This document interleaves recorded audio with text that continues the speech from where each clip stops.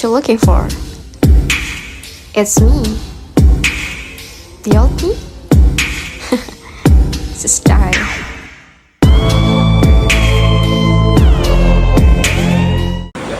Assalamualaikum warahmatullahi wabarakatuh. Kami mahasiswa dari Universitas Muhammad Anwar, Prodi PAI semester 2. Kami di sini berada di sekolah MI atau Anwar Pusat UNES. Sebelumnya izin perkenalkan diri, nama saya Prihanti dan nama saya Leli. Kami akan menanyakan beberapa pertanyaan kepada Bapak Ahmad Rifai. Ya. Terkait 9 prinsip Matul Anwar. Langsung saja ke pertanyaan pertama. Bagaimana Bapak memahami hubungan positif antara nilai-nilai keislaman dengan 9 prinsip Matul Anwar? Jelaskan pada bagian mana keselarasan, kesesuaiannya, dan bagaimana yang tidak sesuai. Ya. Terima kasih dari kakak dari ini ya, dari Universitas Anwar Banten, dan selamat datang ya kami ucapkan. Pertama jangan perkenalkan dulu, nama saya adalah Ahmad Rifai. Kebetulan di sini saya wakil kepala madrasah bidang pendidikan atau kurikulum. Nah, dari pertanyaan pertama tadi langsung saja adalah bagaimana sih prinsip atau yang kesesuaian terhadap apa yang kita laksanakan di madrasah ini. Dari kesesuaian dari 9 prinsip itu sudah sesuai dalam artinya dalam kegiatan baik itu proses pendidikan dan kependidikan yang ada di madrasah Ibtidaiyah Matul Anwar Pusat UNES. Nah, dalam hal apa? Dalam kehidupan kami sudah membiasakan dalam kegiatan sehari-hari, ada kegiatan tadarusan bersama dan juga bimbingan, dan juga ada kegiatan malam binaan takwa khusus untuk kelas 6, di mana agar anak-anak itu atau siswa kelas kami, kelas 6 terutama, menguasai bagaimana 9 prinsip dan Matul Anwar itu untuk kedepannya dan mereka sebagai kader Matul Anwar. Nah, adapun yang tidak sesuai menurut kami itu sesuai semua ya Kak ya untuk 9 prinsip ini, karena 9 prinsip ini sudah dituangkan para tokoh dan para ulama kita Matul Anwar, tentunya sudah dipikirkan sejauh mana untuk sesuai dalam kegiatan sehari-hari, baik untuk gurunya ataupun pembelajaran buat siswa-siswi, terutama kami di madrasah mengoptimalkan tenaga pendidik dan kependidikan dan proses pembelajaran di MI Pusat. Begitu mungkin ya. Lanjut ke pertanyaan kedua, apakah ke-9 prinsip MA tersebut diterapkan di lingkungan Bapak dan bagaimana cara menerapkannya serta apa bukti kalau sudah diterapkan? Iya. 9 prinsip ini tentunya adalah hal yang dasar ya, seperti kita secara ideologi Pancasila, dan ini adalah ideologi kita sebagai Matul Anwar, sebagai warga Matul Anwar, sebagai kader Matul Anwar, dan juga sebagai kita di Ormas Matul Anwar dan kita di Dinamo Matul Anwar. Tentunya 9 prinsip ini harus dijalankan dan diimplementasikan atau diaplikasikan dalam kehidupan sehari-hari, terutama proses pembelajaran dan pembiasaan agar anak-anak terutama MI Pusat ini, siswa yang MI tingkat dasar, menguasai yang namanya 9 prinsip itu. Contohnya yang seperti apa? Kita setiap hari Selasa mengadakan yang namanya belajar bersama, tadarusan bersama, dan juga memberikan pencerahan terhadap bagaimana sikap dan toleransi terhadap bagaimana beragama dan juga terhadap kita sesama ormas dan juga Muslim yang lainnya apabila berbeda pendapat. Karena di EMA sendiri kan kita menganut beberapa paham tentang isma dan yang lainnya dan kisah yang lainnya. Dan itu pun diajarkan kepada anak-anak kami bagaimana memahami perbedaan, ya kan, sekecil apapun dalam beribadah. Tentunya yang penting adalah dasarnya adalah Al-Quran sebagai pedomannya. Seperti itu kan. Pertanyaan selanjutnya, prinsip nomor berapa dan apa bunyinya yang paling sering diterapkan dan mana yang jarang atau sulit atau tidak diterapkan di lingkungan sekolah? Iya, tentunya yang sering kita, karena ini adalah di madrasah terutama, adalah nomor 2 ya, bersatu dalam akidah, ya kan. Ini adalah yang paling utama, yang paling dasar, karena dalam aplikasi seorang peserta didik ini harus bagaimana memahami tentang akidah dan akhlaknya dalam kita belajar atau kita sebagai warga ataupun juga Matul Anwar, tentunya prinsipnya. Dan yang paling juga ini adalah toleransi dalam khilafiyah, artinya perbedaan-perbedaan paham tentang keagamaan, itu tidak jangan sampai jadikan anak kita dalam kehidupan masyarakatnya menyalahkan gitu, atau menyalahkan atau membid'ahkan sesuatu yang beda terhadapnya. Tapi yang penting itu adalah sebagai dasar dia beribadah pada Allah Subhanahu wa taala, seperti itu. Dan terutama karena belum kita lakukan dalam misalkan pembelajaran, ya tentunya kita dalam nomor poin 8 bersama masyarakat dengan pemerintah, karena itu adalah dalam pembelajaran untuk siswa belum gitu ya. Tapi kalau misalkan secara koordinasi, birokrasi, kita sebagai lembaga pendidikan, tentunya nomor 8 ini juga adalah sering kalau kita beroperasi dalam pemerintahan. Lalu piawai dalam siasah. Nah, ini adalah paling juga untuk siswa-siswi kita memberikan pemahaman saja apa sih bagaimana kita bersiasah dalam beragama maupun pemerintah atau berpolitik secara sehat dan tentunya sesuai dengan agama Islam kita.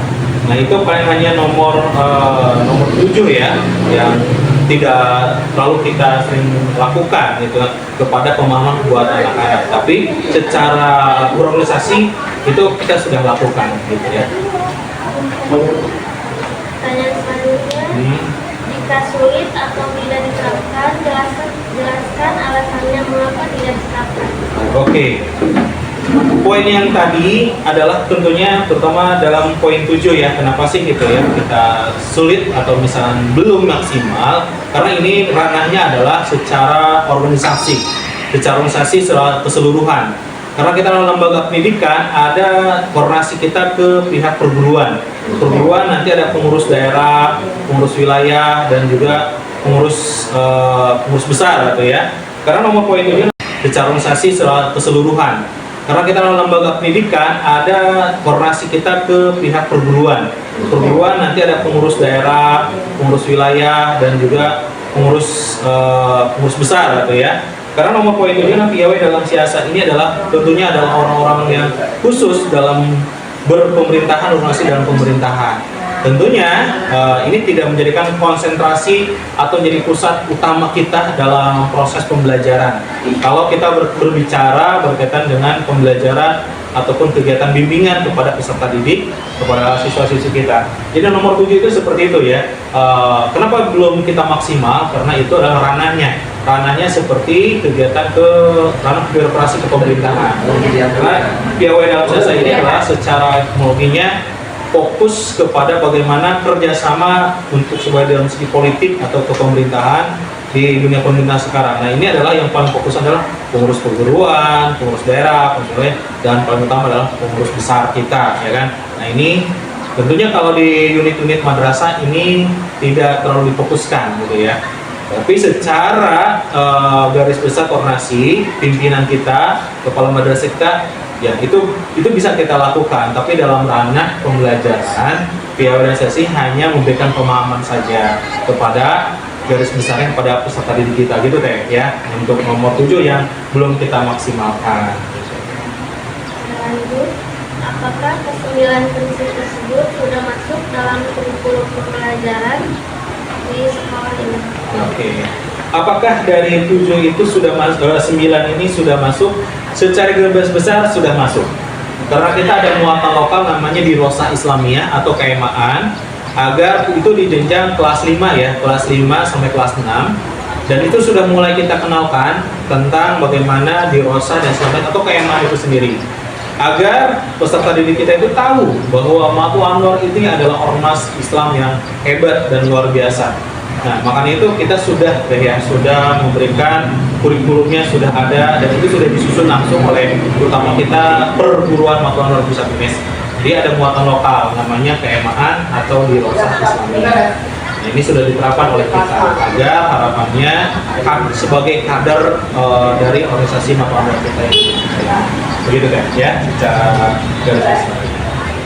Baik, pertanyaan berikutnya, bagaimana cara mensosialisasikan 9 prinsip tersebut dalam lingkungan Bapak?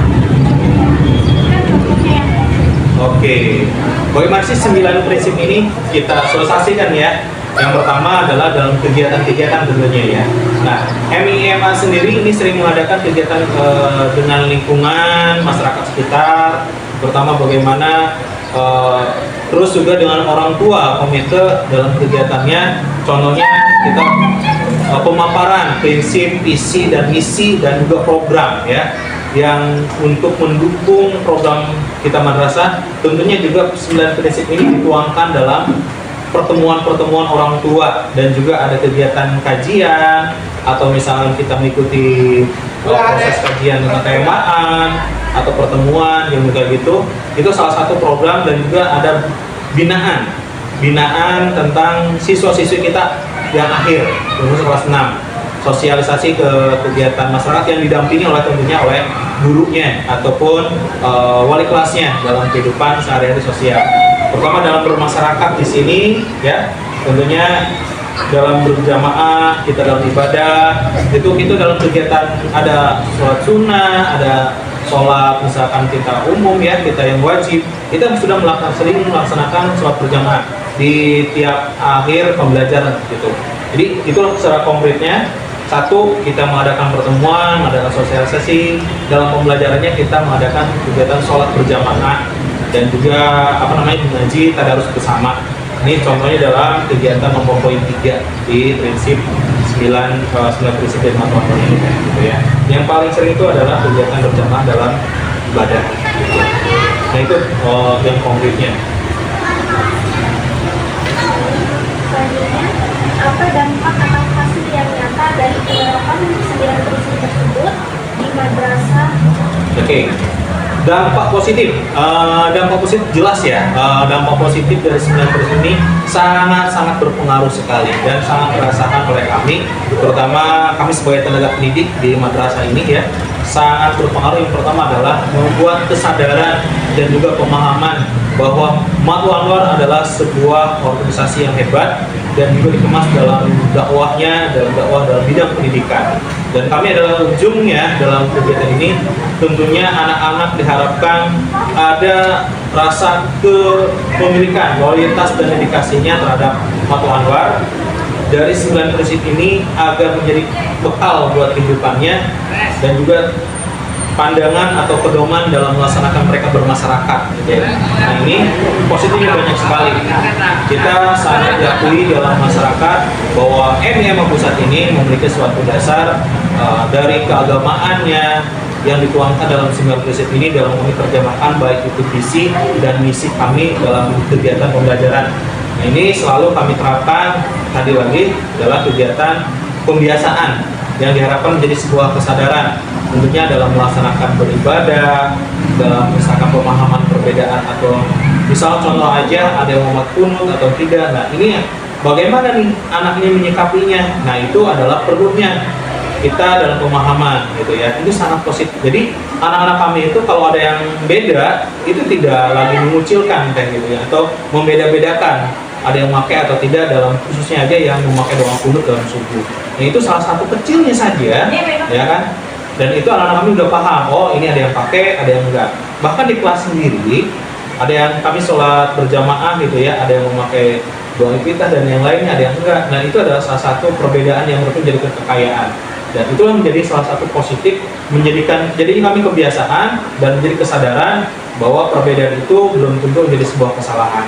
Yang begitu dan Hizmah dan Kias adalah sebagai panduan kita dalam proses pembelajaran gitu ya. Banyak sekali manfaatnya. Jadi pertanyaan yang terakhir, berikan saran dan masukan Bapak agar penerapan 9 prinsip di sekolah dapat berlangsung efektif. Iya.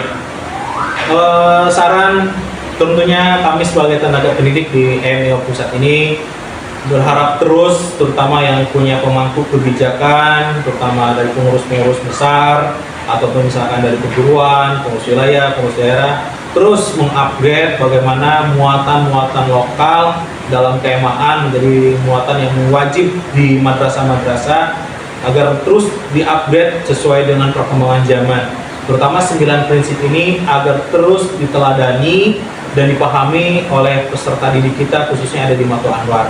Itu harapan yang besar kami sebagai tenaga didik adalah terus artinya berharap pengurus besar kita atau dari yang konvensional perguruan terus mengupgrade. Ini sudah bagus, yang itu sudah bagus dan tentu itu harus mengikuti zaman. Bagaimana kurikulum muatan keagamaan atau dirosah ke Islamiyah itu terus di-upgrade oleh para para pemangku kebijakan kita agar di madrasah ini menjadi sesuatu yang kekal dan juga menjadi ciri khas kita sebagai kader MA itu beda dari yang lain, semakin hebat dan semakin luar biasa nanti ke depannya. Ya, pesannya semoga dari penyampaian ini bisa didengarkan dan bisa terus mengupgrade diri terhadap kurikulum keagamaan itu sendiri. Dan itu saja yang kurang lebihnya. Terutama kami yang paling kecil mungkin di unit yang paling dasar, Madrasah Ibtidaiyah Matlaul Pusat UNES, berharap besar Matu Anwar adalah sebuah lebih hebat lagi dan berprestasi menjadi yang terhebat. Mungkin gitu aja teh selengkapnya. Baik, terima kasih Bapak atas jawabannya. Mohon maaf mengganggu waktunya. Itu sekian dari kami. Kurang lebihnya mohon maaf. Wassalamualaikum warahmatullahi wabarakatuh. Waalaikumsalam warahmatullahi wabarakatuh.